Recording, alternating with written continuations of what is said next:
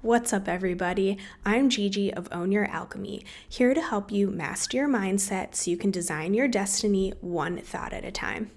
If you're new to my channel, we blend a little bit of spirituality with a sprinkle of strategy to help you achieve your goals and design the life of your dreams. I'm super excited to tell you about one of my biggest and best manifestations, which is calling in my soulmate in just 3 months. This is coming from someone who is a former pessimist who thought they were destined to be alone forever and just carried a lot of negativity and limiting beliefs about what I felt I deserved in relationships. A lot of us fall into the manifestation journey because we're trying to get something. We're trying to attract the person, get the money, elevate our career. And while there's nothing inherently wrong with that, I want to pose a question to you. Why do you want this person so badly? Is it because you think they're going to make you feel a certain way, or you're going to get some credibility in your family, community, etc.? Do you just want the validation of having another person in your life? Now, I'm not judging you because I was definitely in this position too for a very long time, but I had to shift my mindset and my expectations about what love meant to me before I could call in my person. The truth is, you can feel all of those things right now. You don't need a person to make you feel valuable, loved, cherished, etc. And if you haven't mastered how to give that to yourself first, it's going to be a lot harder to enter into a healthy relationship with that kind of instability. I'm actually going to be diving into this in more detail in another video about how to maintain your SP once you get them. But today we're just going to be focusing on how to attract in the right person. My journey to finding my person was by no means short-lived. I found my person when I was 33 years old. So for all of you people out there who might be in your mid to late 20s or even late 30s and you're stressing out about how you haven't found your person yet, it is possible. And as I mentioned, I was very pessimistic. Now, to give you a little insight on the state of mind that I was in right before I called in my person, I had been in these series of, I wouldn't even call them relationships. It was just encounters with men where I knew that I had been settling for less than I deserved.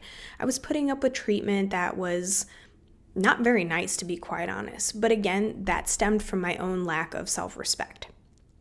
So I finally got to a point where I said enough is enough, and I truly do not care if I die alone. And it wasn't from this place of anger or hostility anymore. It just became a place of I'm done. Now, this was a shift from how I had normally been acting because I carried a lot of resentment and anger towards men up until this point. I had been blaming them for their poor treatment of me when really it was me who wasn't treating myself well. When I got to this point of fed upness, I decided that I wasn't going to settle anymore. I wasn't going to tolerate less than I deserved, and I was going to allow people to show me who they were without me having to try and chase or force or create something that wasn't there. I decided that if I could have whatever I wanted, then I was gonna have some fun with it. I wrote down a list in my phone and I wrote down all the qualities that I wanted in a person.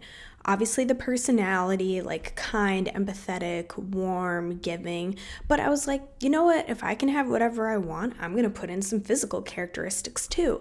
I put down height, dark hair, tattoos, the works. And I wrote it down on my phone and I just let it go. Now, this is the most important part here. Once you do this, once you get clear on what you want, you have to just let it fucking go. Put it to rest. Don't check that thing ever again. Because honestly, I forgot about it once I wrote it down in my phone. That was that, and I put it to rest, and I went on living my life. I wouldn't normally advise that people write down a list because sometimes it can make us get too particular about what we want. Then we have this checklist in the back of our mind, and whenever we meet somebody, we go down the list and make sure they tick every box. And that's not why I'm having you do this.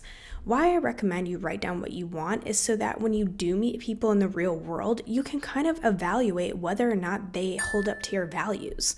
I think a lot of times we can get caught up in someone because they're cute and they're fun, but we don't pay attention to how well they actually align with our values.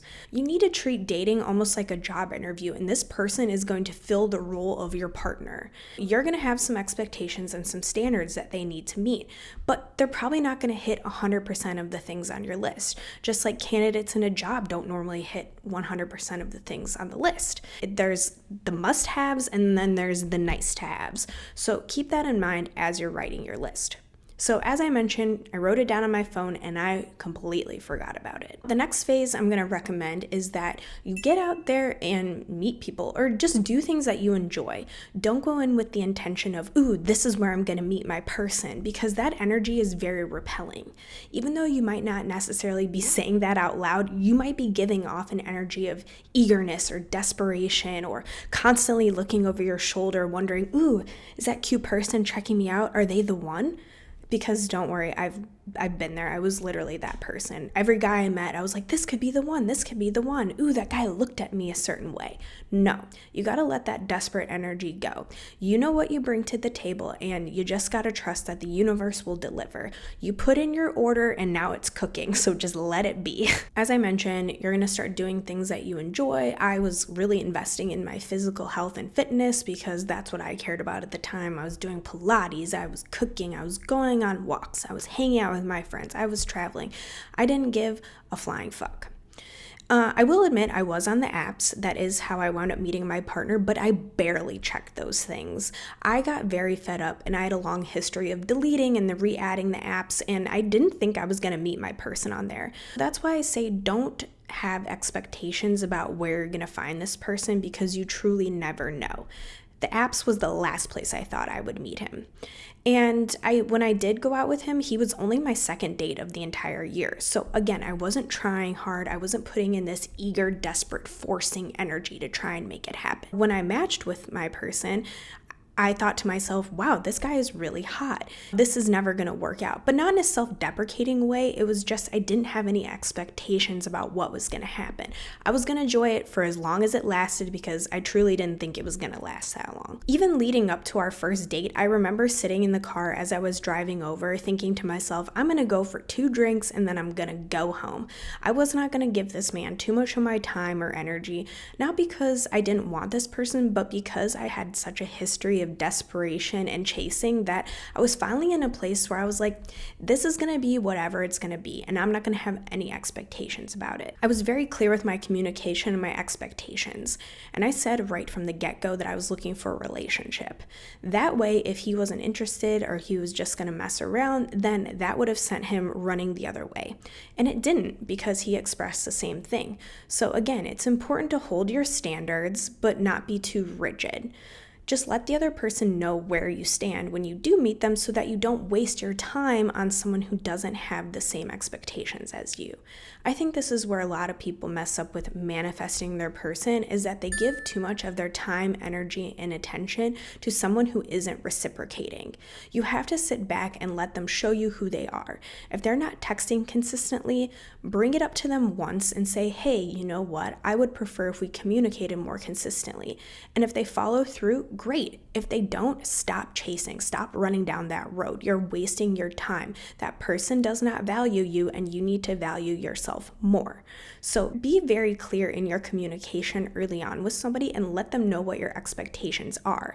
Then they'll either rise to meet them or they won't, and you can just let them go without dedicating any more time or frustration trying to analyze what they're doing and why they're doing it and what this means.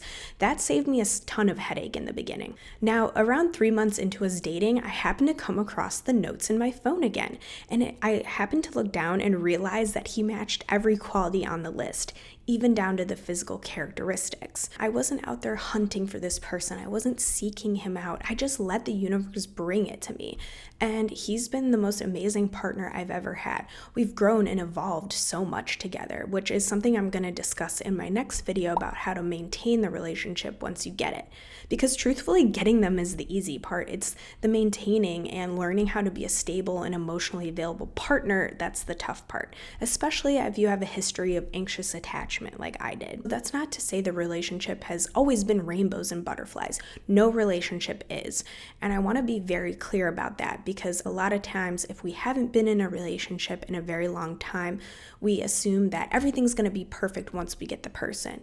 No, you're still going to learn and grow and evolve, but that's what makes a relationship and a partnership beautiful, is that you learn and grow together. Just to recap, if you're trying to manifest your specific person, I want you to, first of all, drop the old story of whatever it is that you've been struggling with or identified with for all these years.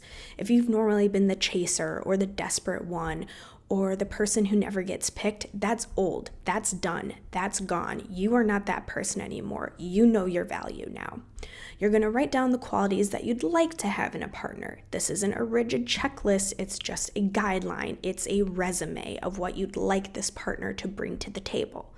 Number 3, you're going to invest in your own hobbies and your own interests. And you're going to spend your time doing things that you enjoy, because that's the kind of energy that makes you magnetic. When you're out there doing the things that you love, people are naturally going to be drawn to that. No effort required. And then number 4 is you're going to allow people to show you who they are. You're not going to be chasing. You're not going to be overanalyzing texts. You're going to clearly communicate your expectations early on, and you're going to allow that person to show you whether or not they're willing to meet you there. I know this isn't the magical, mystical, woo-woo formula you might be hoping for, but this is real. This is practical. This is how you finally align and find the person or the partner that you want to have in your life long term. So I hope this video was helpful for you, and leave a comment below and let me know what qualities are most important to you in your SP. And don't forget to check out part 2, where I talk about sustaining the relationship once you get your SP. Take care.